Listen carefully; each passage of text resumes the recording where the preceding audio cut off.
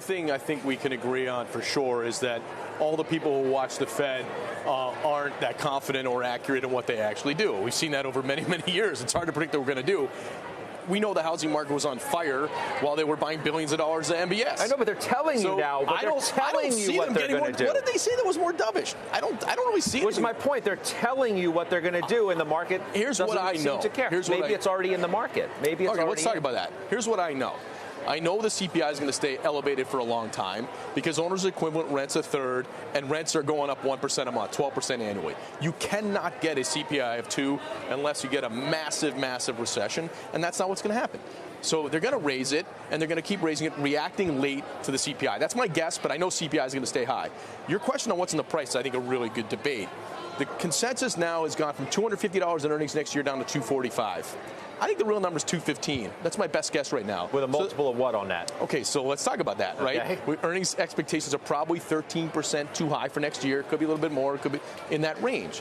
So now that we've crept from, 34 to 41, I mean, we've moved up a lot. The multiple is no longer sort of above the long-term average. In fact, it's a little above the long-term average on forward earnings now, right? 17 and change on the actual number, probably 19 and change on what I think the real number is. So I don't see how anybody could say the risk reward for equities is better now than it was 6 weeks ago. It isn't. I think what's better is, fear of missing out. People want to get in. The things ripped from the lows. Well, let me ask you this. Actually, hold your thought for a second. Phil LeBeau has Lucid, another a high. We're waiting for that one, of course. Phil, what do you got? Down almost 10%, Scott, after reporting Q2 results that, yes, it was a smaller than expected loss. Revenue, not what was expected. Revenue coming in at $97.3 million. But when you look at the deliveries in the second quarter and the guidance, that's why the stock is under pressure. Q2 deliveries of 679 vehicles. Yeah, that's an increase from 360 in Q1, but certainly not what many people were expecting. The reason production was hit by supply chain issues, chips, especially chips out of China, as well as logistics. We'll talk about that in just a little bit. But here's the real reason the stock is under pressure. They're cutting their their 2022 full-year production guidance by 50%. Again, remember, they cut it in Q1. Now they're cutting it again down to a range of 6,000 to 7,000 vehicles. At the end of last year, they were expecting to produce 20,000 vehicles this year. Wow. Reservations do rise up to 37,000 from 30,000. Just had a conversation with CEO Peter Rawlinson, and he said, look, when it comes to logistics, our logistics system was immature. They were having problems getting parts into where they needed to be, and then from there to the assembly line. So they have brought in a new head of operations that they just announced from Stellantis. They believe that they're going to make the moves that will correct things, but that production cut, Scott, that's the reason the stock's under pressure, down to a range of 6,000 to 7,000 this year. At the end of last year, they said they were going to build 20,000 this year. Yeah, I was thinking to myself as I saw the 20,000 number getting ready for earnings. Okay, their range they cut to 12 to 14. I'm like, all right, who knows what the current environment's going to look like? Supply chain issues. If that comes down a little bit, yep. But 50%, holy cow. Yeah, well, look, this shows you have a company that is just learning how to manufacture. And that's not, I'm not overstating this. They are learning how to manufacture. And Peter Rawlinson said, look, we were having problems getting the right part to the right point on the assembly line, and therefore we've got a real problem with our logistics.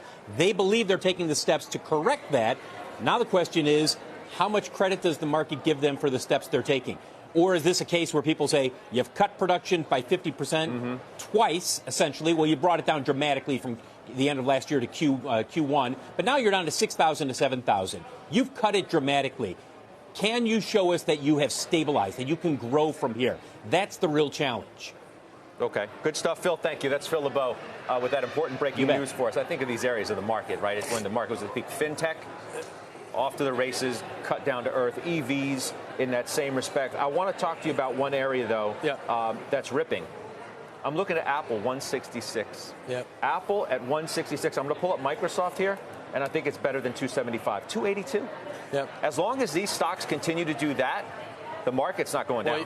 Well, you know, we talked about this a few weeks ago. I was pitching you on triple long the semiconductor ETF. I mean, things got from like 10 to 21, right? The conditions aren't really underlyingly better, right? It's just that they got oversold. People know you need them, kind of grow above GDP in the long term. We talked about the ones with good business models. So I think you're just getting a trade that will probably last for another few weeks. But I think ultimately when people sharpen the pencils in September, I think news will slow. I don't think that we're going all the way back to low. I don't know. Who knows?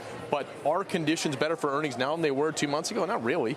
Financial conditions are tight. Maybe they don't have to be that much better. Maybe they're just not as extremely bad as people thought they were going to be. Yeah, I think right now, again, I think we're in this respite lag period where people still think the consumer is going to hold up more than they will. So when we sharpen the pencils on our work the last couple of weeks, my view is the consumer numbers are way too high embedded in the consensus. All right, let's